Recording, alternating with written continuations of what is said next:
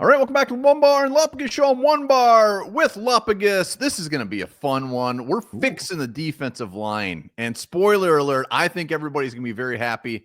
Well, maybe not everybody. Should be. We'll see. Let us know in the comments.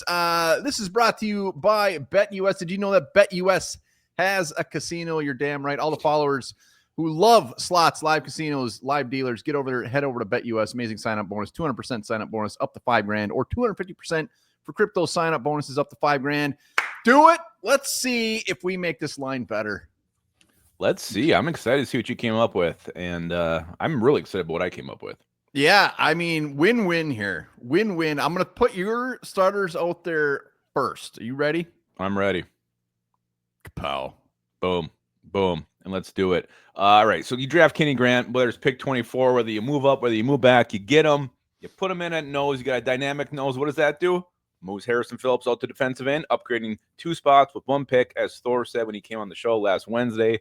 I think that's something we haven't been talking about enough, like just how getting that guy in the middle can put Harrison Phillips at end, and all of a sudden you're doing 2 with 1. And then Milton Williams. I mean, my God, he was an absolute animal in the Super Bowl. I'm using a first-round draft pick. I'm spending a shit ton of money. I think his average salary was around $12 million a year. Definitely worth it. I'm shelling up money, draft capital. I'm fixing the defensive trenches. Yeah, I mean, how can you argue with any of this? You can't. Defensive line, we saw the teams in the Super Bowl. Trenches. I mean, like, let's wipe this thing clean. I know we love we're going to get into the backups as well. We're not just doing starters. Mm-hmm. We love a lot of our depth pieces. We love some of these guys, but it's like, go balls to the wall. Kenneth Grant is my number one guy that I want. I went a little bit different. I'll tell you why. But, like, yeah, this is a beautiful defensive line. Harrison Phillips is probably going to get the most out of this. I mean, we're going to see a Harrison Phillips that we haven't been able to see yet. And let's not assume if they do go out and get Milton Williams that they're not going to use that first pick on a defensive lineman. Last year, they spent a lot of money on the 2 edges, and they still went up and drafted Dallas Turner. So they're not afraid to not go to need in 1 year. I'll say this. If I could pick the defensive line that I'd have for the starters, I'm picking yours. The reason I went different is I want the Vikings to move back in the draft and still get that big boy because I want more draft capital. I want maybe that second round, whatever we end up, however far back we move.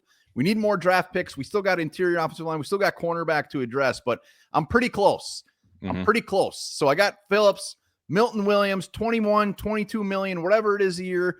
Pay the man. It doesn't matter. He's going to be like Trey Smith. They're going to drive up his price tag. That Super Bowl he had was absolutely insane. Milton Williams, nobody's really seen the real Milton Williams either. I mean, he hasn't been the guy, and he would be the guy on this defensive line. And his numbers that he's done so far, but like career best, like 6 sacks, something like that, that's going up. And his run stuffing is underrated, and he can get to the quarterback. But so Derrick Harmon is the talker here. So Derrick Harmon, all over draft boards. He's all over draft boards. Sometimes he's middle of round 2. Sometimes he's before Kenneth Grant. Him, Nolan, and Grant, it's like win. It's pick your flavor, whatever one you want. With Harmon, like I said, I don't have a sticking at 24. I was moving back a little bit and getting Harmon. But with Harmon, it's all about upside. He's an absolute beast. 34 pressures that led the FBS. The numbers, only 5 sacks, not only, but like the way he pressures quarterback and his upside and his athletic ability makes everybody around him better. Like if he was in there disrupting things that he would do, I mean, Jonathan Grenard, Andrew Van Ginkel, Blake Cashman, all these guys are going to benefit from Derrick Harmon. So like with Grant, I see it as, this guy's going to be a disruptor. He's going to be fantastic. He's awesome. With Derrick Harmon, it's a little more high risk, high reward because it's more about his ceiling and what he can do. And he's still only 22 years old. So. Of all the top defensive linemen, Harmon worries me the most. Where are you taking him in this scenario? Like, what? Like, are you getting late round 1, early round 2? I'm saying early round 2. Okay. Early round 2, we take Derrick Harmon, and that's with the assumption that Kenneth Grant is off the board and Walter Nolan is off the board, and I'm going with the best of the rest. Yeah, and there's things about his game I do love, like his ability, like his closing in on the quarterback. Like for a big man, he closes very, very quickly. And he can slip off those blocks. But what worries me about him is how he wins. Like he's always getting blocked first, and either the quarterback's not finding a guy open on the field and he's slipping off those blocks, and then he's closing in on his guy. Like I wasn't seeing him dominating the way Kenneth Grant does up front. This, blowing by his guy or knocking a guy on his ass. It's always like engaged, slip off it, and then, get the quarterback. So that worries me a little bit about him. Again, where you're taking him, absolutely fine with it, assuming too, like we get pretty decent draft offer sliding back. Well, and that's his MO. He's an athletic big man. I mean, that's his whole thing. And he's still only 22 years old and 34 pressures. I mean, however he's doing it, he's doing it. 34 pressures is absolutely insane. And I think he has not even reached anywhere of how good he's going to be. But with D linemen, I've always said it. They scare the shit out of me. Biggest bust potential as far as first round. We always see these guys all of a sudden get there and just. But those are our starters. Let's go to the backups. I'm going to go first on the backups. Do it. You ready? Jalen Redmond, Ty Robinson, going probably, I don't know where that guy's going to end up going. He's going to go mid rounds, but Ty Robinson is my man. He's a ginormous beast. And Robinson, like I'm not even going to talk about Redmond. We all love him. I think I want him more as a backup. I'm not going to put him as our top 3. If we want to go for it, like Jalen Redmond's a great piece to have on the D line, but he's like the last piece for me. So going right to Ty Robinson, 6'6", 310. Like he's just like a plug and play day one starter. But like I want to be better than that. I want him to be our backup. I want him to be a depth piece and see what we have for the future.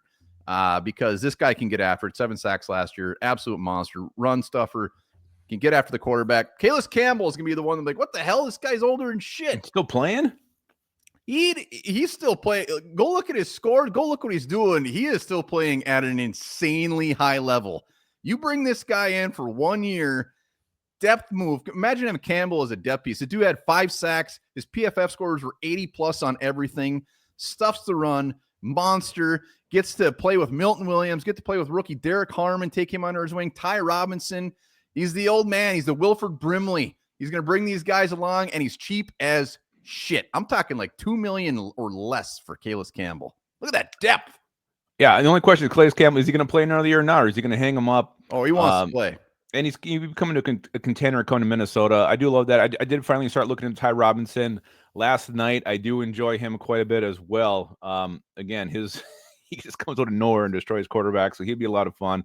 So yeah, that's a damn good defensive line. And Jalen Redmond, like I think we can all agree, even as a backup, he's going to have a role on this team no matter what. He'll be rotated in, and he's going to make an impact. Like, the dude makes the most of his reps. I love his motor. I love his energy. So Jalen Redmond definitely a part of this D-line next year. Well, and the Levi Drake Rodriguez's and the Taki Tamanis. Look, they can go to practice squad. Super Bowl or what?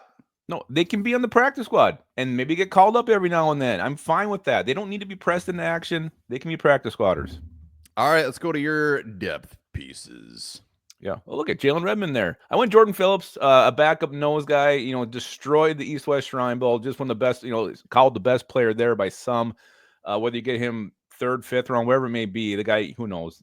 People follow the draft all the time. So maybe one of those 5th round picks, maybe earlier. I don't know. But Jordan Phillips, a guy I really like, can back up Kenneth Grant here at nose.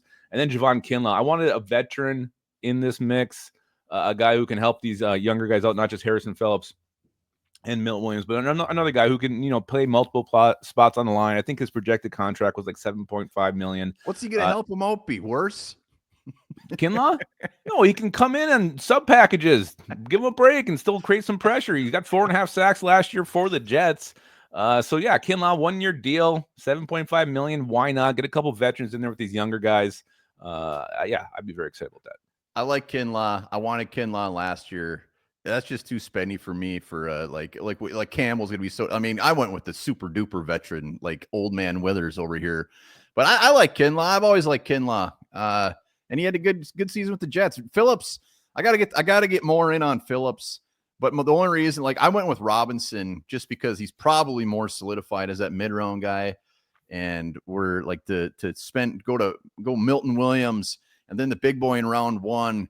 It was tough to spread it around that much. But Phillips, I mean, yeah, well, and there's so many. I mean, you could put any detail. There's the D tackle class. Ty Robinson. There's only one Ty Robinson. There's a lot you could have gone with. So I picked Phillips. But again, 6 other guys I probably could have picked as well. One person I did want to bring up here in this scenario, Jerry Tillery. Did you consider bringing him back?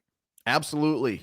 Tillery was the one guy that I was on the fence of bringing back. But, like, you know what? Tillery's good. He played well. He played definitely what his contract was worth. But if we keep bringing the same retread guys back, it's like we got to mix it up. Got to.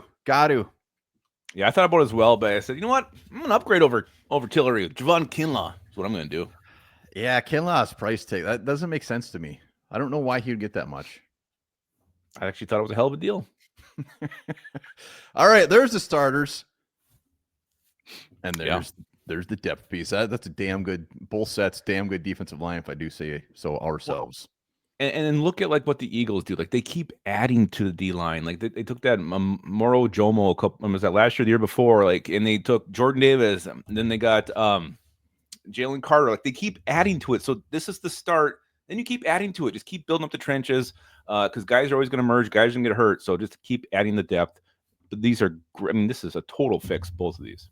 Oh, I keep looking at Kalis Campbell's just happy. He's so happy in that picture, but he's such a mean bugger out there. All right, let us know how we did fixing this defensive line. Again, cost us an early draft pick. Milton Williams, not good, 22 mil. You know, whatever. Kinlaw, I guess, is $100 million a year. Let us know how we did. Get your butts over to Bet.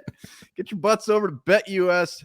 Hit up that live casino. Remember to get that sign-up bonus when you do it.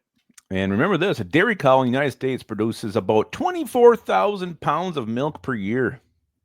That's a lot of milk.